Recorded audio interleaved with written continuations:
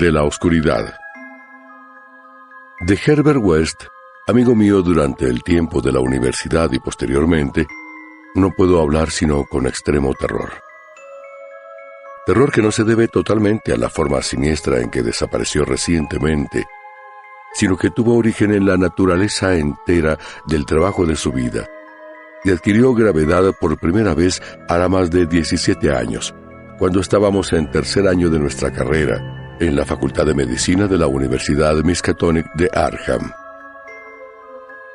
Mientras estuvo conmigo, lo prodigioso y diabólico de sus experimentos me tuvieron completamente fascinado, y fui su más íntimo compañero. Ahora que ha desaparecido y se ha roto el hechizo, mi miedo es aún mayor. Los recuerdos y las posibilidades son siempre más terribles que la realidad. El primer incidente horrible durante nuestra amistad supuso la mayor impresión que yo había llevado hasta entonces, y me cuesta tenerlo que repetir. Ocurrió, como digo, cuando estábamos en la Facultad de Medicina, donde West se había hecho ya famoso con sus descabelladas teorías sobre la naturaleza de la muerte y la posibilidad de vencerla artificialmente. Sus opiniones, muy ridiculizadas por el profesorado y los compañeros, giraban en torno a la naturaleza esencialmente mecanicista de la vida y se referían al modo de poner en funcionamiento la maquinaria orgánica del ser humano mediante una acción química calculada después de fallar los procesos naturales.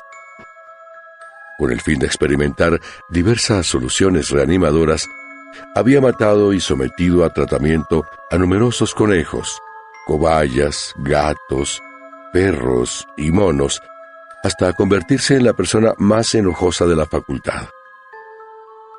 Varias veces había logrado obtener signos de vida en animales supuestamente muertos. En muchos casos, signos violentos de vida. Pero pronto se dio cuenta de que la perfección, de ser efectivamente posible, comportaría necesariamente toda una vida dedicada a la investigación. Asimismo, vio claramente que, puesto que la misma solución no actuaba del mismo modo en diferentes especies orgánicas, necesitaba disponer de sujetos humanos si quería lograr nuevos y más especializados progresos. Y aquí es donde chocó con las autoridades universitarias y le fue retirado el permiso para efectuar experimentos, nada menos que por el propio decano de la Facultad de Medicina, el sabio y bondadoso doctor Alan Hales, cuya obra en pro de los enfermos es recordada por todos los vecinos antiguos de Arkham. Yo siempre me había mostrado excepcionalmente tolerante con los trabajos de West, y a menudo hablábamos de sus teorías, cuyas derivaciones y corolarios eran casi infinitos.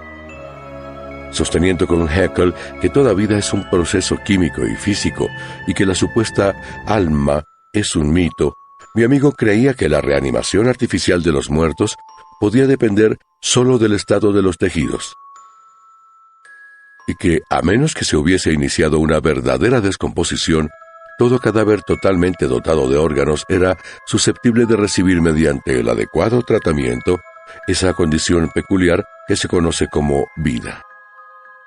West comprendía perfectamente que el más ligero deterioro de las células cerebrales, ocasionadas por un período letal, incluso fugaz, podía dañar la vida intelectual y psíquica. Al principio, tenía esperanzas de encontrar un reactivo capaz de restituir la vitalidad antes de la verdadera aparición de la muerte. Y solo los repetidos fracasos en animales le habían revelado que eran incompatibles los movimientos vitales, naturales y los artificiales. Entonces se procuró ejemplares extremadamente frescos y les inyectó sus soluciones en la sangre, inmediatamente después de la extinción de la vida. Tal circunstancia volvió enormemente escépticos a los profesores, ya que entendieron que en ningún caso se había producido una verdadera muerte. No se pararon a considerar la cuestión detenida y razonablemente. Poco después de que el profesorado le prohibiese continuar sus trabajos, West me confió su decisión de conseguir ejemplares frescos de una manera o de otra, y de reanudar en secreto los experimentos que no podía realizar abiertamente. Era horrible oírle hablar sobre el medio y manera de conseguirlos. En la facultad nunca habíamos tenido que ocuparnos nosotros de allegar ejemplares para las prácticas de anatomía.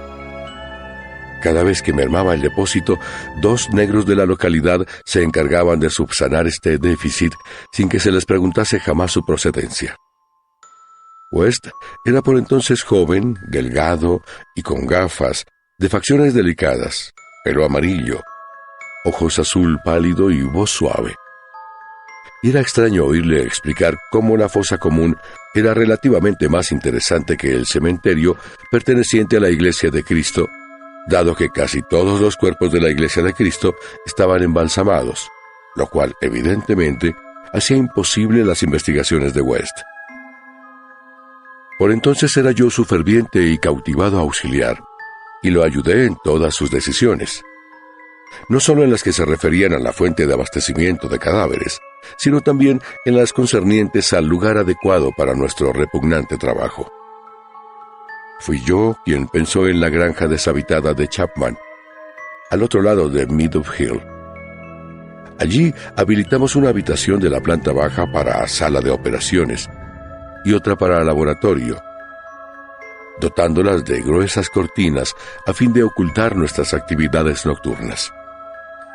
El lugar estaba retirado de la carretera y no había casas a la vista. De todos modos, había que extremar las precauciones, ya que el más leve rumor sobre extrañas luces que cualquier caminante nocturno hiciese correr podía resultar catastrófico para nuestra empresa. Si llegaban a descubrirnos, acordamos decir que se trataba de un laboratorio químico. Poco a poco equipamos nuestra siniestra guarida científica con materiales comprados en Boston o sacados a escondidas de la facultad, materiales cuidadosamente camuflados a fin de hacerlos irreconocibles, salvo para ojos expertos, y nos proveíamos de palas y picos para los numerosos enterramientos que tendríamos que efectuar en el sótano. En la facultad había un incinerador, pero un aparato de ese género era demasiado costoso para un laboratorio clandestino como el nuestro. Los cuerpos eran siempre un engorro, incluso los minúsculos cadáveres de cobaya de los experimentos secretos que West realizaba en su habitación de la pensión donde vivía. Seguíamos las noticias necrológicas locales como vampiros, ya que nuestros ejemplares requerían condiciones determinadas. Lo que queríamos eran cadáveres enterrados poco después de morir y sin preservación artificial alguna. Preferiblemente exentos de malformaciones morbosas y, desde luego, con todos los órganos. Nuestras mayores esperanzas estaban en las víctimas de accidentes. Durante varias semanas no tuvimos noticia de ningún caso apropiado. Aunque hablábamos con las autoridades del depósito y del hospital, fingiendo representar los intereses de la facultad. Si bien con no demasiada frecuencia en todos los casos, de manera que quizá necesitáramos quedarnos en Arkham durante las vacaciones, en que solo se impartían las limitadas clases de los cursos de verano. Al final nos sonrió la suerte, pues un día nos enteramos de que iban a enterrar en la fosa común un caso casi ideal. Un obrero joven y fornido que se había ahogado el día anterior en Summers Pond, al que habían enterrado sin dilaciones ni embalsamamientos, por cuenta de la ciudad. Esa tarde localizamos la nueva sepultura y decidimos empezar a trabajar poco después de la medianoche. Fue una labor repugnante la que acometimos en la oscuridad de las primeras horas de la madrugada, aun cuando en aquella época no teníamos ese horror especial a los cementerios que en nuestras experiencias posteriores nos despertó. Llevamos palas y lámparas de petróleo, porque si bien ya había linternas eléctricas entonces, no eran tan satisfactorias como esos aparatos de tuxteno de hoy día. El trabajo de exhumación fue lento y sórdido. Podía haber sido horriblemente poético si en vez de científicos hubiéramos sido artistas, y sentimos alivio cuando nuestras palas chocaron con madera. Una vez que la caja de pino quedó enteramente al descubierto, bajó West, quitó la tapa, sacó el contenido y lo dejó apoyado. Me incliné, lo agarré y entre los dos lo sacamos de la fosa. A continuación, trabajamos denodadamente para dejar el lugar como antes. La empresa nos había puesto algo nerviosos, sobre todo el cuerpo tieso y la cara inexpresiva de nuestro primer trofeo. Pero nos las arreglamos para borrar todas las huellas de nuestra visita. Cuando quedó aplanada la última paletada de tierra, metimos el ejemplar en un saco de lienzo y emprendimos el regreso hacia la granja del viejo Chapman, al otro lado de Meadow Hill. En una improvisada mesa de disección instalada en la vieja granja, a la luz de una potente lámpara de acetileno, el ejemplar no ofrecía un aspecto demasiado espectral. Había sido un joven robusto y poco imaginativo. Al parecer un tipo saludable y plebeyo, constitución ancha, ojos grises y cabello castaño. Un animal sano, sin complejidades psicológicas, y probablemente con unos procesos vitales de lo más simples y sanos. Ahora bien, con los ojos cerrados, parecía más dormido que muerto. Sin embargo, la prueba experta de mi amigo disipó enseguida toda duda al respecto. Al fin teníamos lo que West siempre había deseado: un muerto verdaderamente ideal, apto para la solución que habíamos preparado con minuciosos cálculos y teorías al fin de utilizar en el organismo humano. Nuestra tensión era enorme. Sabíamos que las posibilidades de lograr un éxito completo eran remotas, y no podíamos reprimir un miedo horrible a las grotescas consecuencias de una posible animación parcial. Nos sentíamos especialmente aprensivos en lo que se refiere a la mente y a los impulsos de la criatura, ya que podía haber sufrido un deterioro en las delicadas células cerebrales con posterioridad a la muerte. Por lo que a mí respecta, aún conservaba una curiosa noción tradicional del alma humana y sentía cierto temor ante los secretos que podía revelar a alguien que regresaba del reino de los muertos.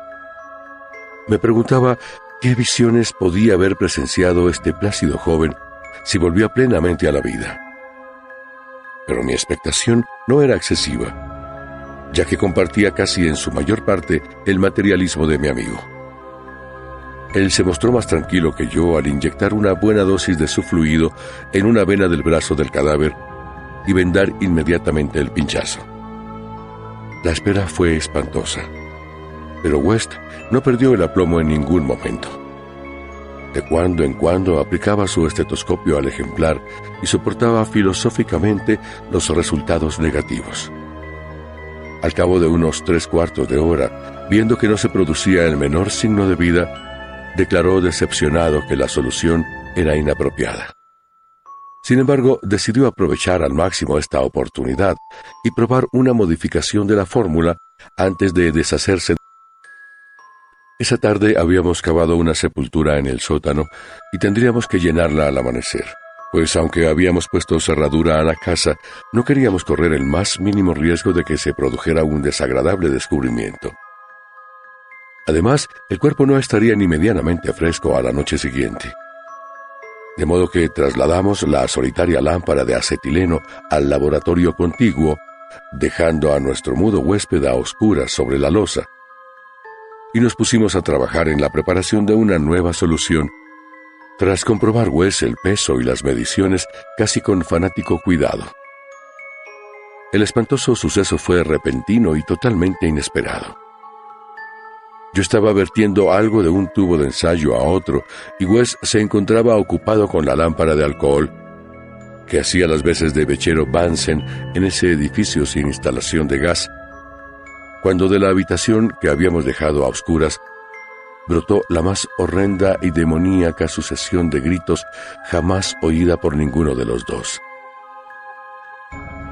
No habría sido más espantoso el caos de alaridos si el abismo se hubiese abierto para liberar la angustia de los condenados, ya que en aquella cacofonía inconcebible se concentraba el supremo terror y desesperación de la naturaleza animada. No podían ser humanos. Un hombre no es capaz de proferir gritos así. Y sin pensar en el trabajo que estábamos realizando, ni en la posibilidad de que lo descubrieran, saltamos los dos por la ventana más próxima como animales despavoridos, derribando tubos, lámparas y matraces y huyendo alocadamente a la estrellada negrura de la noche rural. Creo que gritamos mientras corríamos frenéticamente hacia la ciudad, aunque al llegar a las afueras adoptamos una actitud más contenida. Lo suficiente como para pasar por un par de juerguistas trasnochadores que regresaban a casa después de una francachela. No nos separamos, sino que nos refugiamos en la habitación de West, y allí estuvimos hablando con la luz de gas encendida hasta que amaneció. A esa hora nos habíamos serenado un poco, discurriendo teorías plausibles y sugiriendo ideas prácticas para nuestra investigación, de forma que pudimos dormir todo el día en lugar de asistir a clase. Pero esa tarde aparecieron 2 artículos en el periódico, sin relación alguna entre sí, que nos quitaron el sueño.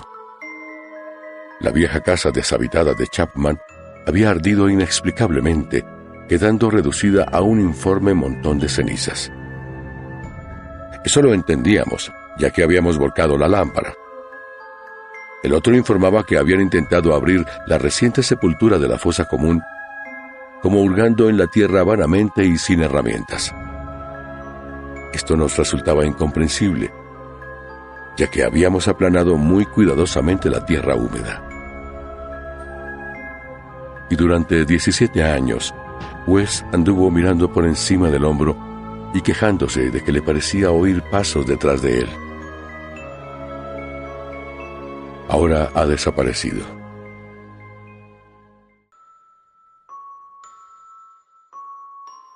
De la oscuridad, 1921. Howard Philip Lovecraft.